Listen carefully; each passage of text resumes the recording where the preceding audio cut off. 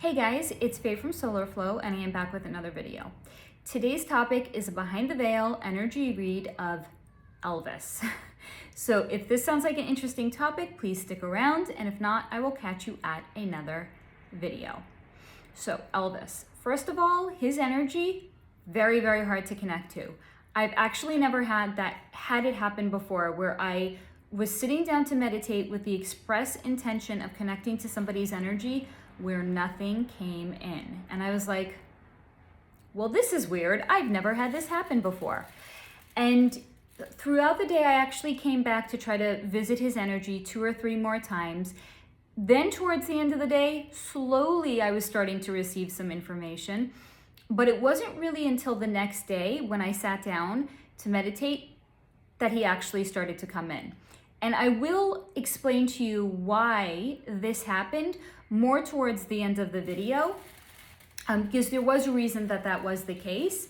And also I do have my notebook here, because once his energy did start to come in, it came. Like a true performer that he was, he brought the goods. And I have about 5 pages of notes right here, and it's all juicy. So I want to make sure that I'm not going to leave anything out.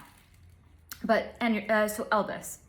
So the first bit of information that started to come in was that his dancing was a diversion. That was it. First day, towards the end of the day of trying to connect to his energy about 3 times, just started to pick up his dancing was a diversion. And his talents was how he survived. Then I started to see that his personality was split. Not that he had multiple personalities. He had a split personality. And the way that I started to see that was he was taken to a building when he was younger where they were testing for children's aptitudes. And he had an aptitude for dancing, singing, and performing. But outside of his abilities to perform, he actually was very, very shy and withdrawn. He didn't actually like the attention that he was getting because it was something that he had a natural aptitude for. But he was in a family, and I'm going to kind of dance around this and skirt around it because I don't want to say anything that could flag my channel here. But he was in a family that is what some might consider like an undercover elite family, right? So there's some very, very public exposed elite families. Like, for example, look at the Bushes, right? So there's a Bush dynasty where there was multiple, father and son were both presidents. That's a very public and exposed elite family.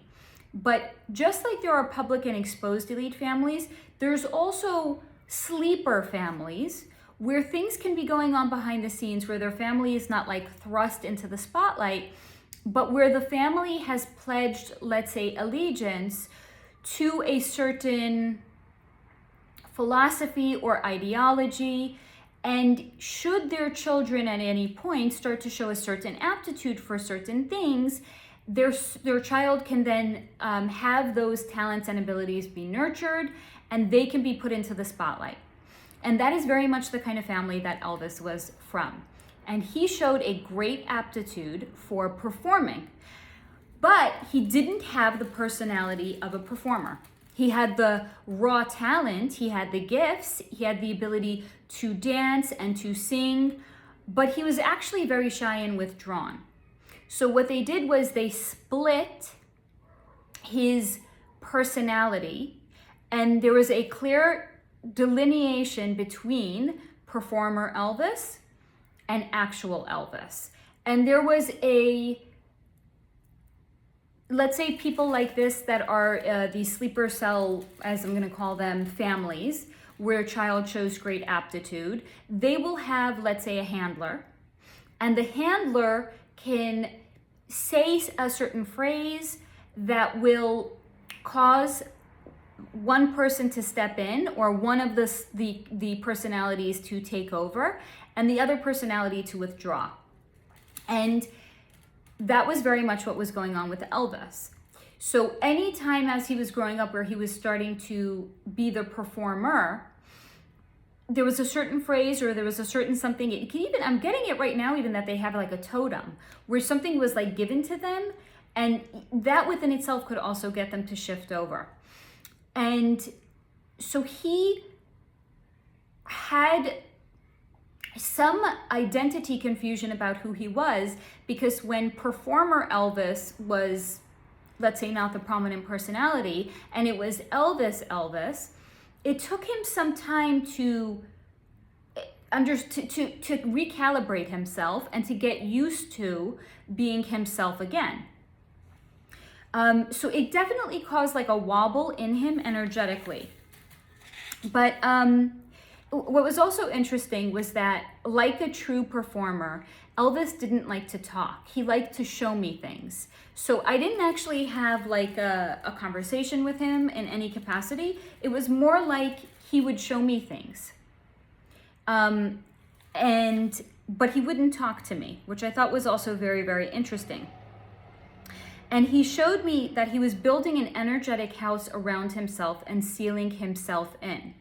Because when he was himself again, when Elvis, real Elvis personality, was in himself, he felt very like off balance and not quite like himself. So what he would do was energetically, he would seal himself into this energetic house that he built. He also felt like he had no value when he was not performing, because the performance aspect of him was so highly coveted that there was less and less attention put into Elvis' version. So his dancing and his performing became his sole survival method, because he consciously or unconsciously realized at some point, or extrapolated from the fact that his performance and his performing was so highly coveted, that when he was not in performance mode, he felt he didn't actually have any purpose or any value. So he had to perform. But he also had a lot of performance anxiety around that, because he understood his performing was his way to survive, and he was concerned that if he was not able to perform, he would have no value and no purpose and no meaning. So he started to drink to numb the pain that he was feeling that was connected and associated with his performance anxiety. Now, that was not just restricted to his performing on stage. It was actually also directly connected to his ability to perform sexually. And because again, it felt like a performance for him. So anytime he had to perform, he had to drink, because he had so much anxiety connected to, what if I don't perform well? I have no meaning, I have no value, I have no purpose. So he was drinking all of the time to numb the anxiety that came with that sensation. And I could see the energy that was going on between him and Lisa Marie, because he had to drink to perform sexually. And she hated the way he would smell with alcohol on his breath. Absolutely hated it, could not stand it. But she had no understanding of where it was coming from, and he did not consciously understand where it was coming from as well. Very, very, very interesting. He also took me on a walk that was like an optical illusion. So if you think of the Escher drawings, where it's like a staircase that leads into another staircase, and one is going up and one is going down, and it's very disorientating. So he took me on a walk that was similar like that, where the path was white and the ceiling was white, but the walls were black. And it was an optical illusion, and it actually looked like as you were walking, the path would become more and more narrow the further down you would go. And it wouldn't matter how long you would walk for, you would still have that same compressed feeling. So you could just be walking for miles and miles and miles. And it would always feel like it was compressing and that there was a certain point you wouldn't be able to get past, but it was an optical illusion. And this, he was showing to me, was the way that he felt in his life. He felt that there was no amount that he could walk. There was no amount that he could go. There was no amount that he could do or he could perform that would ever change his circumstances. So his entire existence and his entire life felt like this optical illusion path. I'm just going to keep going. I'm never going to get anywhere. I'm never going to go anywhere. I'm always going to be compressed. And this is the way that I'm always going to feel. But it was a pure optical illusion. So this also caused him a lot of anxiety, and it just contributed to the general performance anxiety and lack of meaningful self-worth that he had in himself when he was not performing. He just felt like he was always going to be compressed and there was never going to be a way out. Okay, so I'm just reading the notes about Priscilla. And everything that was shown to me was shown in a very disjointed fashion, like non-linear. And a great example that comes to mind is the movie Tenet, where everything is disjointed and you don't know if you're watching time play out the way it is, or if you're watching a scene from the future being played out in time, or if it's everything was just, and that was how it was shown with him. Everything is very disjointed, and it was because, again, his personality was split, and sometimes he was Elvis the performer, and sometimes he was Elvis the person. So he was not experiencing his own reality in a linear way. So that's why it was shown to me in this non-linear fashion, because that was how he himself experienced his life. It was not linear. Sometimes he was in, meaning sometimes he was Elvis, sometimes he was out, and it was the performer that was actually the personality that was split in. And he was, again, very like, imagine like coming off of a ship, like a small ship where you would feel like the waves. And then when you get off the ship, you could still sometimes like feel a little bit like you're moving, even though you're on solid ground. That was how it felt for him. And that caused a lot of problems between him and Priscilla, because she actually never knew. And this is already on top of the fact that she couldn't stand the drinking, didn't understand it. Why does he have to drink to have sex? But it caused problems because she didn't understand. Well, how would she understand? He understood it without understanding it. She certainly didn't. So she couldn't understand why sometimes, which version, like, who am I getting today? Is it my husband or is it the performer? And that caused a great number of problems between the two of them. And that, with the drinking, ultimately led to their divorce and the demise of their relationship. Okay. So he really did love to perform. Like, that's what kept coming through. But that was exploited, and the love of the performing was actually taken away from him. And he felt like he had no value when he wasn't performing. And so as his star was beginning to rise, and as he was becoming more and more famous and more well-known, the performer part of Elvis was spending more and more time in his body, and the Elvis, the non-performer actual person, was starting to spend less and less time in his body. He was actually getting like squeezed out. And so it's interesting because just, I actually like to rewatch movies.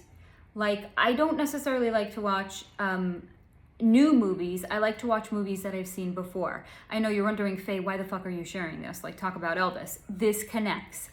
So because I like to actually watch movies that I've seen before, a few maybe weeks ago, I decided to watch a movie called The Prestige. Great movie, recommend watching it, even though I said don't take movie recommendations from me before. Great movie with Christian Bale and Hugh Jackman. And, oh shit, can I share this without giving it away? I have to. So here's the thing. If you don't want the movie to be spoiled for you, maybe fast forward like 2 minutes or so, okay? because this actually directly connects to the story about Elvis. So in The Prestige, the Hugh Jackman character has a double that he is performing tricks with, because you can't, basically there's a scene in the movie where you're walking into one door on opposite sides of the stage, you go in one door and then there's nothing in the middle, and then you come out the other door, and it's like, how can that be? Like, there's nothing in the middle, it's wide open stage, right? And they actually had a double that was performing it, where the original Hugh Jackman character would open a door with the open part out to the audience so they couldn't see. And then he would drop down into a hole in the floor, and then a double that looked like him would pop up on the other side at the other door and walk out. So it would look like it was him walking through one doorway with space right in the middle and coming out another doorway, but it was really a double. Okay, so what was shown basically to me was, it was similar to that concept where performer Elvis, so here's the thing, God, sorry, it's Mercury in retrograde, guys, sorry. It's gonna go direct in a few days, but we persevere. Spirit does not back down with any Mercury in retrograde. That's for damn sure. But so the double of the Hugh Jackman character was, he understood he had the power, because without him, the Hugh Jackman character would not be able to perform this amazing trick that people couldn't figure out. So he started to make demands. He wanted to get paid more money. Then he started to mess up intentionally the show, where it was supposed to be seamless. Like, Hugh Jackman was walking through one door and he would pop out the another, and it was like instantaneous. He would start to take his time. He wouldn't do it in the right timing. So Hugh Jackman would walk through one door, the audience would see him disappear, they're looking at the other door, no one's walking through it. So he was doing it to kind of like flex and show, like, I may be the double, but I'm the one that actually has the control and the power here. And that is very much what started to happen with the performer personality of Elvis. He was becoming slovenly. He was becoming overweight. He was becoming gross.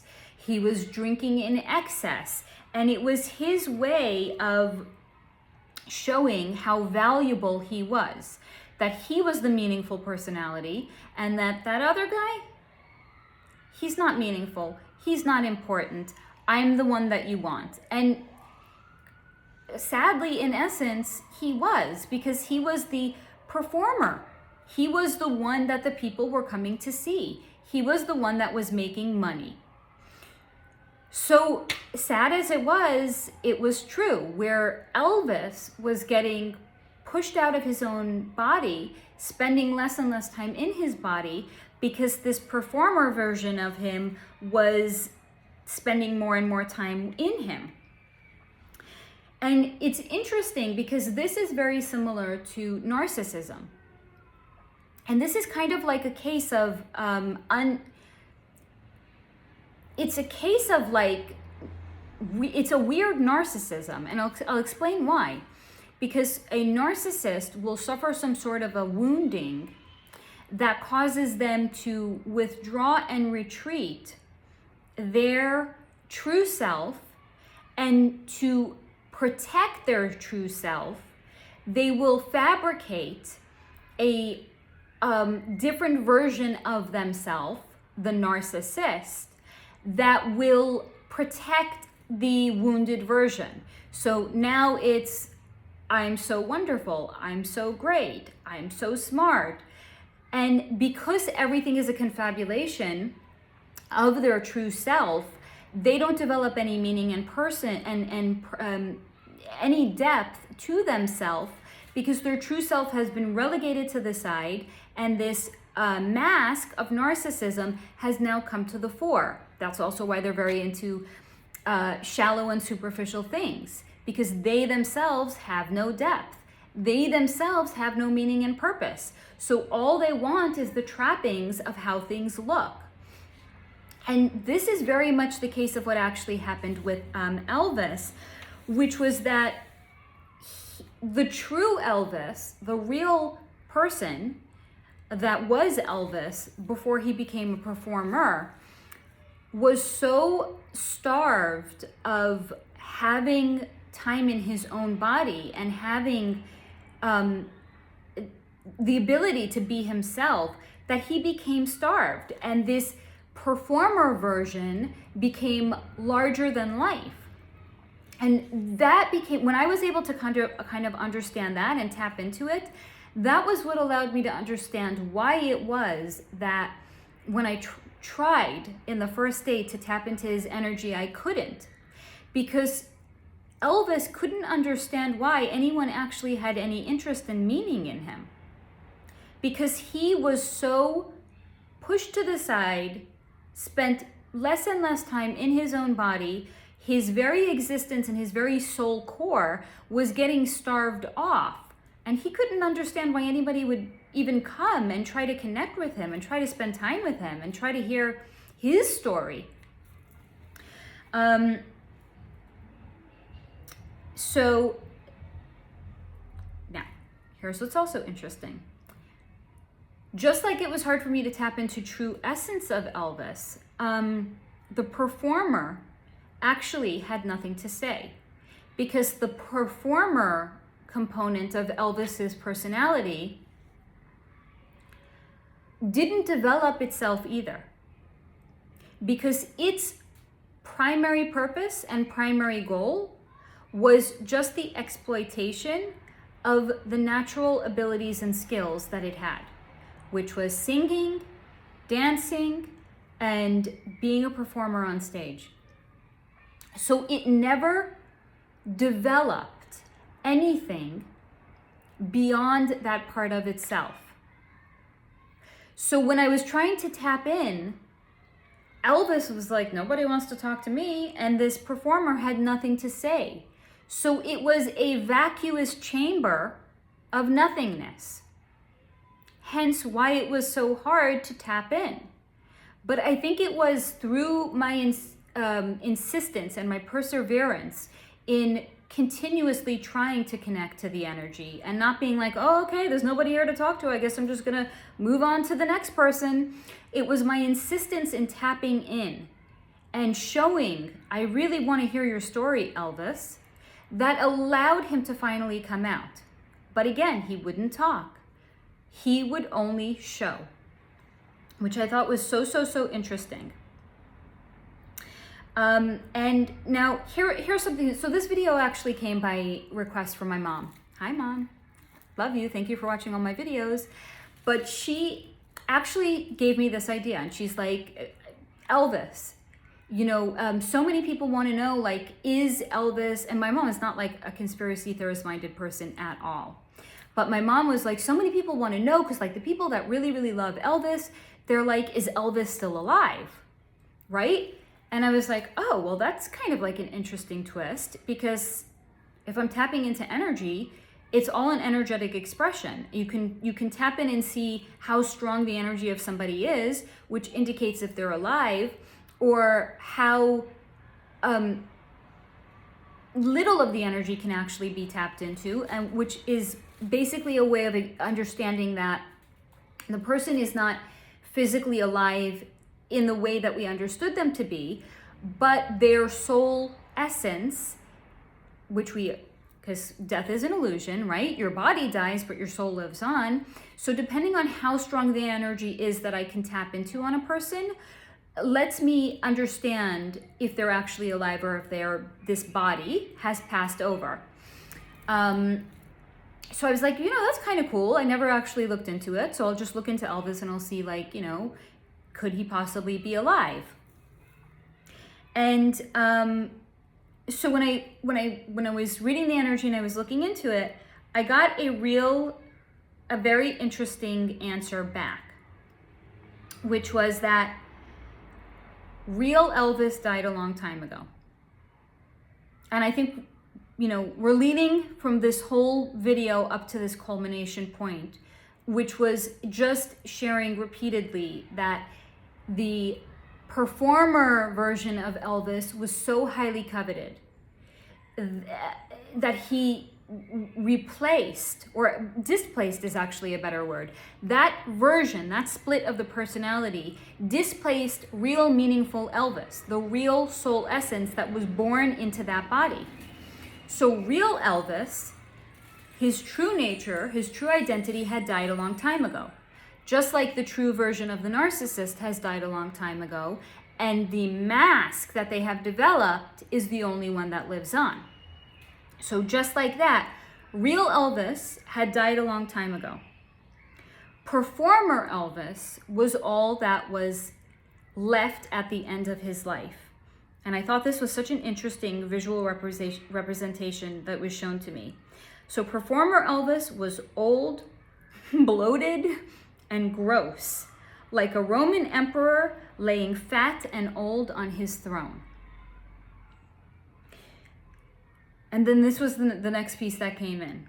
It doesn't matter if he is alive or dead, because the performer was what nobody wanted at the end, because he was old, fat, bloated, and gross. Nobody wanted that version of Elvis. And the real one was gone a long time ago. And I thought there was no better way to sum up all of the information that I had channeled than with that. Did it actually matter at that point if Elvis, in any version of himself, had lived on? He died a long time ago. And all that was left was the fat, old bloated version, like a Roman Empire, laying on his throne that nobody wanted to be near. So I hope that you guys have found this video to be interesting, maybe mind expanding in some way. And yes, I do take requests. As you know, my mom requested this video. So if there's a particular person or event or experience that you want me to look into, comment down below. And I do actually respond to all the comments, so it's not just going to be like a comment floating there unacknowledged or ignored. And yeah, as always, if this video resonated with you, please click that like button. Share this with someone that maybe is an Elvis fan that you think would really enjoy it. And if not, take what resonates and leave the rest behind. And as always, until next time, stay in your high vibration.